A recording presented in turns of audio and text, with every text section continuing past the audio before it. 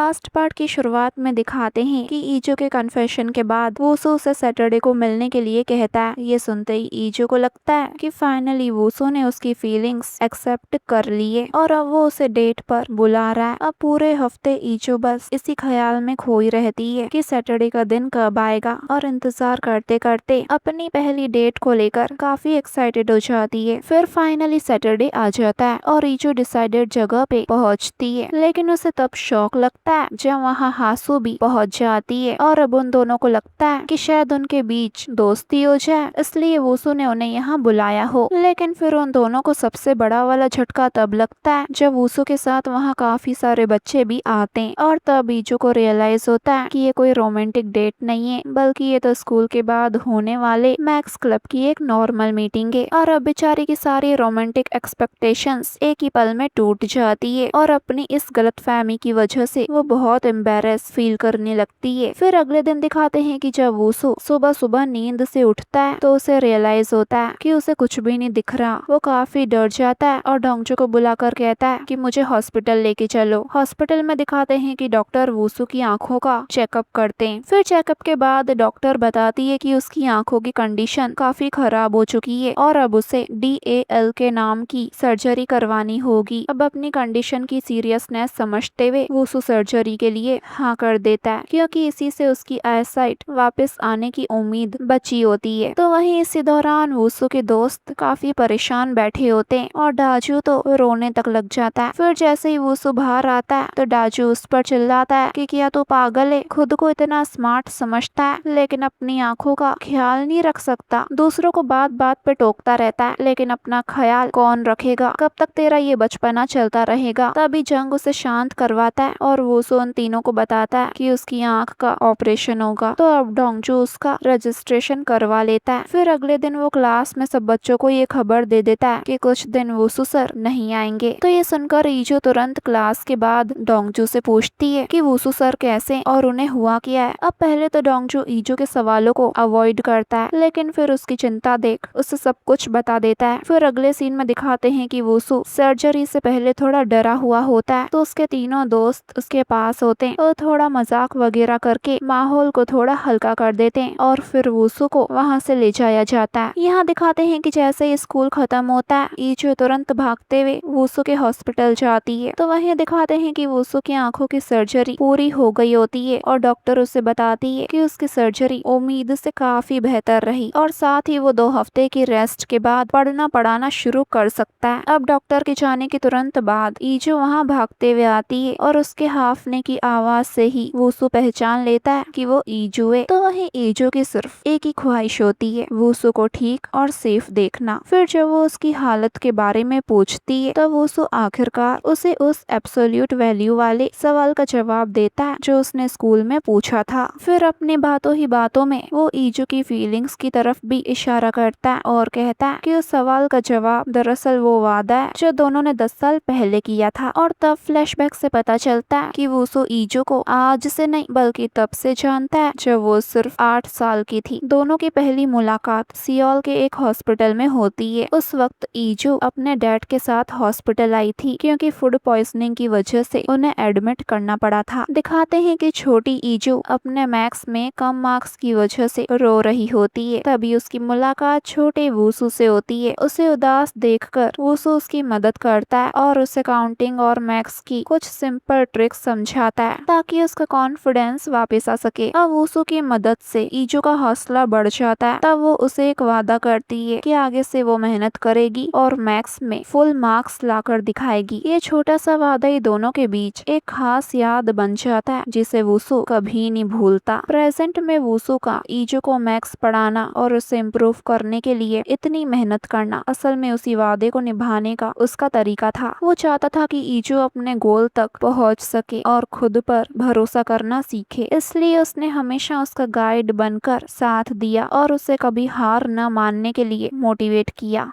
लेकिन ईजो का ध्यान तो बस इस पर होता है कि किस्मत ने उन दोनों को मिलवाया है। और वो उससे कहती है कि जब आप मुझसे मिले थे तब मैं 8 साल की थी, मतलब तब तो आप नाडियोल से मिले भी नहीं होंगे ना। तो वूसू कहता है क्या? तो ईजो ये सोच कर खुश होने लगती है कि वो जीत गई। तो वूसू हंसते हुए कहता है तुम सच में पागल हो। फिर ईजो पूछती है कि नाडियोल आपसे मिलने क्यों नहीं आई, वो तो आपकी गर्लफ्रेंड है ना। तब वूसू की बातों से ईजो को यकीन हो जाता है कि नाडियोल सिर्फ उसकी दोस्त थे, ना कि गर्लफ्रेंड। तो वो धीरे से खुश होते हुए कहती है मतलब मेरा पत्ता अभी कटा नहीं है। फिर दिखाते हैं कि वूसू की आंखें ठीक हो जाती है और जब वो स्कूल वापस लौटता है तो ईजो को मैथ्स एग्जाम में 55 मार्क्स स्कोर करते देख बहुत खुश हो जाता है। वैसे भले ही ये परफेक्ट स्कोर नहीं था, लेकिन उसके लिए ये रिजल्ट बहुत स्पेशल था क्योंकि इससे साफ था कि ईजो की मेहनत रंग लाई थी और वो पहले से काफी ज्यादा इम्प्रूव कर चुकी थी। उस पल वूसू को लगता है कि 10 साल पहले किया गया उनका वादा और इतने टाइम की मेहनत आखिरकार पूरी हो गई है। फिर समय के साथ ईजो की मेहनत राइटिंग की दुनिया में भी रंग लाती है। उसका नॉवेल 10 लाख डाउनलोड्स का माइलस्टोन क्रॉस कर लेता है और वो धीरे धीरे एक सक्सेसफुल टॉप टायर राइटर के रूप में पहचानी जाने लगती है। और फिर ईजो हमें अपने नॉवल का एंड बताती है जिसमें वूसू का कैरेक्टर डोंगजू के कैरेक्टर पे गिव अप करने को तैयार होता है, लेकिन डोंगजू ऐसा नहीं चाहता। तो वही जंग को भी जीत के हारा हुआ महसूस होता है। तभी डाजू आता है और तीनों को सलाह देता है कि चलो चारों साथ में रहें, क्योंकि असली रंग तो साथ में रहने के बाद ही दिखते हैं। अब कहीं न कहीं सभी उसकी बात मान जाते हैं और ऐसा ही होती है ईजो के नॉवल की एंडिंग। फिर प्रेजेंट में दिखाते हैं कि वूसू अपने रिसर्च को आगे बढ़ाने के लिए अमेरिका जाने का डिसीजन लेता है। जब उसके जाने का वक्त आता है तो ईजो काफी इमोशनल हो जाती है और उसके अमेरिका जाने से एक दिन पहले रात को उससे मिलने आती है और उससे कहती है कि अपना काम खत्म करके जल्दी वापस आ जाना। और फिर थोड़ी सी पॉजिटिवनेस और प्यारी सी जेलसी दिखाते हुए मजाक में कहती है कि अमेरिका जाकर अपने फीमेल फ्रेंड के ज्यादा करीब मत हो जाना। और ये बात सुनकर वो सुबह मुस्कुरा देता है। फिर दोनों एक दूसरे से फिर मिलने का वादा करते हैं और अलविदा कहते हैं। देन जाने से पहले वूसू मुस्कुराते हुए ईजो से पूछता है कि उसका अगला राइटिंग प्रोजेक्ट क्या होने वाला है। तो ईजो धीरे से उसके कान में कुछ फुसफुसाती है और उसकी बात सुनते ही वूसू थोड़ा अनकंफर्टेबल दिखता है, पर फिर उसके चेहरे पर एक प्यारी सी मुस्कान आ जाती है और फिर वो वापस घर के अंदर चले जाता है। पर उसी वक्त आसमान से बर्फ गिरना शुरू हो जाती है। तो ईजो एक्साइटमेंट में वूसू को वापस बाहर बुलाती है और अपनी जिंदगी की पहली स्नोफॉल को एंजॉय करने लगती है। वो गिरती हुई बर्फ को बड़े एक्साइटमेंट के साथ महसूस करती है, जैसे उसकी जिंदगी का एक नया और खूबसूरत चैप्टर शुरू हो रहा हो। और दूर टेरेस पे खड़ा वूसू उसे देखते हुए मुस्कुराता रहता है। ईजो के चेहरे की खुशी देखकर उसके चेहरे पर भी सुकून और प्यार साफ नजर आता है। और इसी खूबसूरत इमोशनल और हार्ट वार्मिंग सीन के साथ इस ड्रामा की हैप्पी एंडिंग होती है। गाइस, आपको ये ड्रामा कैसा लगा कमेंट करके जरूर बताना। और अगर आपको मेरी एक्सप्लेनेशन अच्छी लगी तो लाइक, सब्सक्राइब एंड हाइप करना मत भूलना गाइस। Thanks for watching.